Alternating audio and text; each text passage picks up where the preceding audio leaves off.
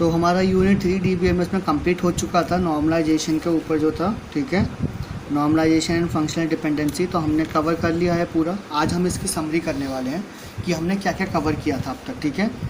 तो इसमें ज़्यादा तो नहीं, हम थोड़ा थोड़ा हर टॉपिक को समझेंगे, ठीक है। If the database design is not perfect, it may contain anomalies which are like a bad dream for any database administrator. तो डेटाबेस डिज़ाइन क्या है, अगर परफेक्ट नहीं होता है तो उसमें एनोमलीज आ जाती हैं, ठीक है। एनोमलीज क्या होती है, एक पूरे सपने की तरह होते हैं डेटाबेस एडमिनिस्ट्रेटर के लिए, क्योंकि ये बहुत ज़्यादा प्रॉब्लम क्रिएट कर देते हैं।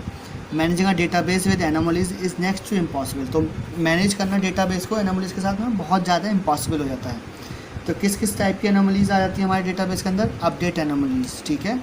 If data items are scattered and are not link to each other properly, तो अपडेट एनोमली में क्या हो जाता है कि हमारा डेटाबेस जो होता है स्कैटर्ड होता है, कई जगह पर हमारा जो डेटा है वो स्टोर होता है। तो उसमें हम क्या करते हैं, अगर हमने एक भी वैल्यू को अपडेट किया हमारी, तो अगर हम इन केस उसको भूल जाते हैं दूसरी वैल्यू को भी अपडेट करना, तो वहाँ पे एरर मतलब हमारे पास डुप्लीकेसी हो जाएगी, ठीक है।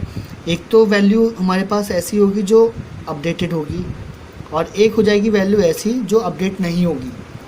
तो अब इसमें क्या होगा, ये अपडेट एनोमली आ जाएगी और इसमें डुप्लीकेसी नहीं होगी, इनकन्सिस्टेंसी क्रिएट हो जाएगी हमारी डेटाबेस के अंदर, ठीक है। तो हमें इसको रिमूव करना होता है।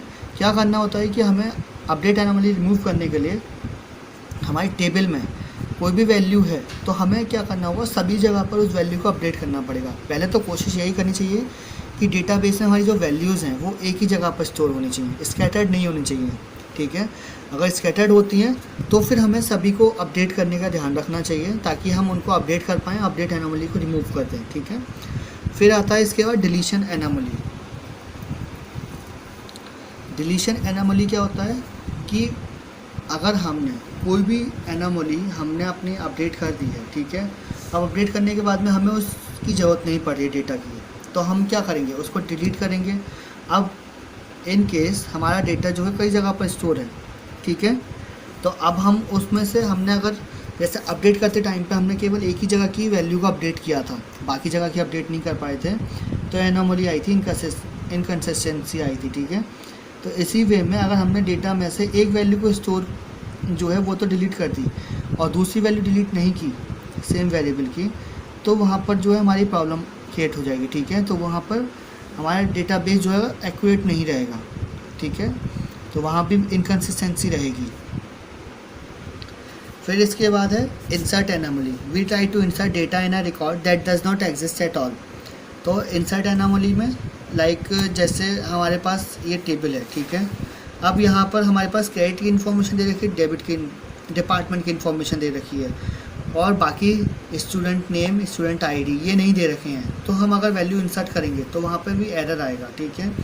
हम स्टोर नहीं कर पाएंगे वैल्यू अपनी डेटाबेस के अंदर, क्यों, क्योंकि वहाँ पर हमें यही नहीं पता कि कहाँ पर स्टोर करनी है, उसका जो प्राइमरी की है या कह सकते हैं उसके जो एट्रीब्यूट्स हैं वो हमें पता ही नहीं है। तो normalisation is a method to remove all these anomalies and bring the database to a consistent state. तो एनोमली क्या है, नॉर्मलाइजेशन क्या है, नॉर्मलाइजेशन एक मेथड है जिससे हम सारी एनोमलीज को रिमूव करते हैं और अपने डेटाबेस को एक कंसिस्टेंट स्टेट में लेकर आते हैं, ठीक है।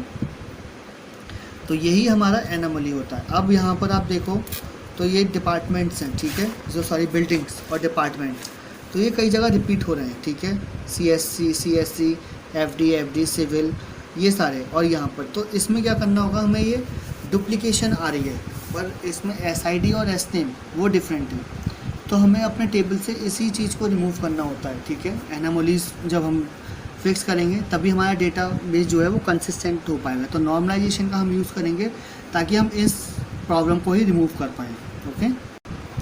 अब हमें DBMS में नीड क्यों पड़ी नॉर्मलाइजेशन की, तो normalisation is the aim of well design relational database management, RDBMS, ठीक है। तो हमें इसकी इसलिए ज़रूरत पड़ी थी कि नॉर्मलाइजेशन क्या है, एक एम होता है well design relational database management system का। It is a step by step set of rules by which data is put in its simplest form. तो ये क्या है, एक स्टेप बाय स्टेप प्रोसेस या सेट ऑफ रूल्स कह सकते हैं जिससे हमारा डेटा जो होता है एक सिंपलेस्ट फॉर्म में हमारी टेबल के अंदर स्टोर होता है। We normalise the relational database management system because of the following reasons. Minimise data redundancy, that is no unnecessarily duplication of data, तो हमारा डुप्लीकेशन यहाँ से रिमूव हो जाता है। To make database structure flexible, तो हमारे डेटाबेस स्ट्रक्चर को हम फ्लेक्सिबल बनाने के लिए यूज़ करते हैं इसका। ओके, इसके बाद data should be consistent through out the database, तो हमारा डेटा जो होता है कंसिस्टेंट होता है थ्रू आउट द डेटाबेस। तो अब हमारे पास इंसर्ट एनोमली आती है, ठीक है। Insert due to lack of data that is all the data available for insertion, okay, such that null values in keys should be avoided. तो जो नल वैल्यूज़ होती है, जैसे मैंने आपको बताया था कि वहाँ पर 2 ही एट्रीब्यूट दे रखे हैं, बाकी एट्रीब्यूट नहीं है, S I D S name, तो वहाँ पे वो मिसिंग है। तो हमें उस तरह में नल वैल्यूज़ वहाँ पे हमें यूज़ करना चाहिए ताकि हम एनोमली को रिमूव कर पाएँ, ठीक है। फिर होता है update anomaly, it is due to the data redundancy that is multiple occurrences of same values in a column, this can lead to inefficiencies, ठीक है। तो अपडेट एनोमली हमारी ये होती है कि हम अपडेट नहीं कर पाते एक ही वैल्यू को कई जगह पर। फिर आता है डिलीशन एनोमली, तो अभी पिछले में ही हमने टॉपिक में पढ़ा था कि डिलीशन एनोमली में क्या होता है कि अगर हमने कोई लॉस ऑफ डेटा क्रिएट किया तो वहाँ पर हमारा वो लॉस ऑफ वाइटल डेटा भी हो जाएगा, ठीक है, उसके साथ ही। फिर complex queries required by the user should be easy to handle, तो जो कॉम्प्लेक्स क्वेरीज आती हैं डेटाबेस के अंदर वो भी हमारे यूज़र के थ्रू इजी टू हैंडल होनी चाहिए, ठीक है। On decomposition of a relation into smaller relations with fewer attributes or normalization, the resulting relations whenever joined must result in the same relation। तो जो हम डिकम्पोजिशन करते हैं रिलेशन का छोटे छोटे रिलेशंस में, ठीक है, डिकम्पोजिशन मतलब होता है ब्रेक करना किसी भी चीज़ को, तो हम जब ब्रेक करते हैं छोटे पार्ट्स में तो हमारा नॉर्मलाइजेशन जो है अच्छे से बन पाएगा, ठीक है, क्योंकि रिलेशंस वहाँ पे कम होंगे। whenever joined must result in the same relation without any extra rows, the joint operation can be performed in any, ठीक है। तो जो जॉइंट ऑपरेशन है वो किसी पे भी परफॉर्म हो सकता है और बिना किसी रोज़ एक्स्ट्रा रोज़ के, ठीक है। तो जो रिलेशन है हमारा बिना किसी एक्स्ट्रा रोज़ के परफॉर्म हो जाएगा ईजीली। तो ये क्या कहलाता है, this is known as lossless joint decomposition, ठीक है। तो अगर हमारा कोई भी बिना किसी लॉस के डेटा जो है छोटे छोटे पार्ट्स में ब्रेक हो रखे हैं, हम उस पर रिलेशन सेट कर रहे हैं, तो वो क्या होता है, लॉसलेस जॉइंट डिकम्पोजिशन होता है। The resulting relation tables obtained on normalization should possess the properties such as each row must be identified by a unique key, no repeating groups, homogeneous columns, each column is assigned a unique name। तो हर column क्या होता है, identify होता है एक unique की से, कोई रिपीटिंग ग्रुप नहीं होता, होमोजीनियस कॉलम्स नहीं होते इसमें, each column is assigned a unique name, तो हर कॉलम अपना एक यूनिक नेम होता है इसमें, ठीक है। फिर हमने कवर किया था एनोमलीज एसोसिएटेड विद नॉर्मलाइजेशन, ठीक है, ये टॉपिक था हमारा यूनिट का। तो normalisation is necessary if you do not do it then the overall integrity of the data stored in the database will eventually degrade. तो नॉर्मलाइजेशन क्या है, ज़रूरी जब होता है जब हमें अपने डेटाबेस को ओवरऑल इंटीग्रिटी मेंटेन करनी होती है, ठीक है। और अगर हमने उसकी इंटीग्रिटी मेंटेन नहीं की होती है तो वो हमारा जो डेटा स्टोर होता है वो डिग्रेड होता रहता है, ठीक है। इंटीग्रिटी से मतलब उसकी जो कंसिस्टेंसी है वो डेटा की मेंटेन रहती है। Specially this is due to data anomalies, तो ये किसकी वजह से होता है, डेटा एनोमलीज की वजह से होता है। These anomalies naturally occur and result in data that does not match the real world the database purpose to represent, ठीक है।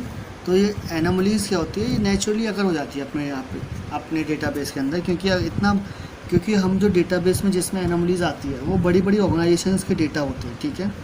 तो वहाँ पर मैनेज करने में काफ़ी ज़्यादा प्रॉब्लम आती है, तो वहाँ पर कोई भी इतना टाइम नहीं स्पेंड करता है किसी भी डेटाबेस को अपडेट करने के लिए या कोई वैल्यूज़ को डिलीट करने के लिए।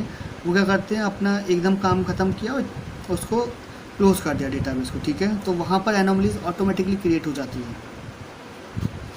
Anomalies are cause when there is too much redundancy in the database information, तो रिडंडेंसी जब ज़्यादा हो जाती है तब एनोमलीज क्रिएट हो जाती है डेटाबेस के अंदर। Anomalies can often be caused when the tables that make up the database suffer from poor construction mean। तो एनामोलीज भी तब भी आ जाती है जब डेटाबेस का जो टेबल है हमारे वो पुअर कंस्ट्रक्शन पे होते हैं, ठीक है। बेकार टेबल क्रिएशन होती है, उसमें जो एट्रीब्यूट्स के नेम्स होते हैं वो भी हम प्रॉपर्ली नहीं लेते हैं। Poor design table will become efficient if when the designer creates the database he doesn't identify the entities that depend on each other for existence, like the rooms of a hotel and then minimise the chance that one would ever exist independent of the other. तो जैसे hotel है, ठीक है, एक rooms के ऊपर dependent है, या होटल में जो रूम्स हैं वो एक दूसरे पर डिपेंडेंट है। तो जो डिज़ाइनर होता है वो इस टाइप से कि वो आइडेंटिफाई नहीं कर पाता कि कौन सी एंटिटी किस पर डिपेंड है, ठीक है। तो इस टाइप से इनकन्सिस्टेंसी आती है या रिडंडेंसी आ जाती है हमारे डेटाबेस के अंदर, okay. The normalisation process was created largely in order to reduce the negative effects of creating tables that will introduce anomalies into the database. तो नॉर्मलाइजेशन क्या हुआ था, प्रोसेस जो थी स्टार्ट तभी इसी वजह से हुई थी कि जो रिड्यूस कर पाए नेगेटिव इफेक्ट्स टेबल्स के, और इसको रिमूव कर पाए जो एनोमलीज आ रही है हमारे टेबल के अंदर, ठीक है, या डेटाबेस के अंदर। तो एनोमलीज 3 टाइप की, update, insertion and deletion anomalies होती हैं हमारे डेटाबेस में, ओके। फिर हमने कवर किया था अपना टॉपिक फंक्शनल डिपेंडेंसी, ठीक है, डीबीएमएस में। तो functional dependency is a relationship that exist between 2 attributes. तो फंक्शनल डिपेंडेंसी क्या है, वो एट्रीब्यूट है जो 2 एट्रीब्यूट्स के बीच में रिलेशनशिप है जो आती है, ठीक है। It typically exist between the primary key and non key attribute with a table. तो फंक्शनल डिपेंडेंसी एवरी से हम डिनोट करते हैं इसको, एक होता है डिटर्मिनेंट, एक होता है डिपेंडेंट, ठीक है। इस टाइप से एक्स डिटरमाइंस वाई, तो ये क्या हो गया, डिपेंडेंट हो गया वाई, और ये डिटर्मिनेंट है। The left side of the F D is known as determinant, the right side of the production is known as dependent, ठीक है। तो यही सारी चीज़ें एक्सप्लेन है। तो लाइक यहाँ पर एक्स डिटरमाइंस बाई और by is determined by x. For example S I D determine x name, तो 1 रंजीत को डिटरमाइन कर रहा है, 2 रंजीत को डिटरमाइन कर रहा है। तो यहाँ पर हमने एग्जाम्पल के थ्रू समझा था कि अगर हमने रंजीत एस नेम दे दिए तो हमें क्या करना पड़ेगा, हमें आइडेंटिफाई करना पड़ेगा कि कौन से रंजीत की बात कर रहे हैं। या फिर ये भी हो सकता है हमारे पास कन्फ्यूजन एज होगा कि एक ही रंजीत है या 2 रंजीत हैं। तो हम क्या करेंगे, एसआईडी के पास जाएंगे, एसआईडी हमें बताएगा कि ये 2 रंजीत की बात हो रही है, ठीक है। अब यहाँ पर हमारे पास रंजीत 2 नेम आ गए, पर हमें नहीं पता कि किसका है, कि एक ही स्टूडेंट है कि 2 स्टूडेंट हैं। तो हम क्या करेंगे, एसआईडी के पास जाएंगे, एसआईडी ये कन्फ्यूजन क्लियर करता है कि एक ही रंजीत की बात हो रही है, और जो दूसरा रंजीत है मे बी बाई मिस्टेक या फिर हमने जानबूझकर उसको लिख दिया गया है वहाँ पर, ओके। फिर हमने इसमें केसेस पढ़े थे, कौन से वैलिड केस होते हैं एसआईडी एस नेम। तो रंजीत वरुण 2 स्टूडेंट्स आ गए, तो दोनों के रोल नंबर एसआईडी अलग अलग हैं, तो ये वैलिड केस हो गया। अब रंजीत आ गया, एक ही स्टूडेंट की बात हो रही है, एक ही एसआईडी है, तो ये वैलिड केस है। अब रंजीत यहाँ पर एस नेम आ गया, रंजीत वरुण, ठीक है, और ये एसआईडी 1 हो गई। तो एसआईडी जो 1 है, रंजीत और वरुण, इन दोनों के नेम तो अलग अलग हैं, पर एसआईडी 1 नहीं हो सकती, डिफरेंट होंगी, ठीक है। तो ये वैलिड केस नहीं है। फिर एस नेम रंजीत एसआईडी के पास जाएंगे हम कन्फ्यूजन दूर करने के लिए, तो 2 रंजीत की बात हो रही है, तो अलग अलग एसआईडी है, तो वैलिड केस हो गया। तो फंक्शनल डिपेंडेंसी 2 तरह की होती है, trivial functional dependency, non trivial functional dependency, ठीक है। फिर trivial functional dependency X determines Y, तो Y is a subset of X होता है, ठीक है। नॉन ट्राइबल फंक्शनल डिपेंडेंसी में एक्स डिटरमाइंस वाई, तो Y is not a subset of X होगा, ठीक है। तो ये हमारी नॉन ट्राइबल फंक्शनल डिपेंडेंसी। फिर हमने इसकी प्रॉपर्टीज़ कवर की थी फंक्शनल डिपेंडेंस की, इसकी reflexibility, if y is a subset of x then x determines y, SID S name, augmentation, if x determines y then xz determines yz, ठीक है। और transitive functional dependency, if x determines y and y determines z then x determines z, okay. Union, if x determines y and x determines z then x determines yz, union हो गया। और decomposition, तो बताया था कि right side वाले का हम डिकम्पोजिशन हम ज्वाइन कर इसमें करेंगे, लेफ्ट हैंड साइड वाले का नहीं करते हैं, ठीक है। लेफ्ट हैंड साइड में हम ज्वाइन नहीं करेंगे। तो if X determines Y Z then X determines Y and X determines Z, तो एक्स डिटरमाइंस वाई जेड होगा, और एक्स वाई डिटरमाइंस जेड नहीं होगा, ओके। ये ध्यान रखना, लेफ्ट साइड में डिकम्पोजिशन नॉट एप्लीकेबल है, ओके, ये ध्यान रखने वाली चीज़ है। फिर pseudo transitive, if x determines y and wy determines z then wx also determines z, ठीक है।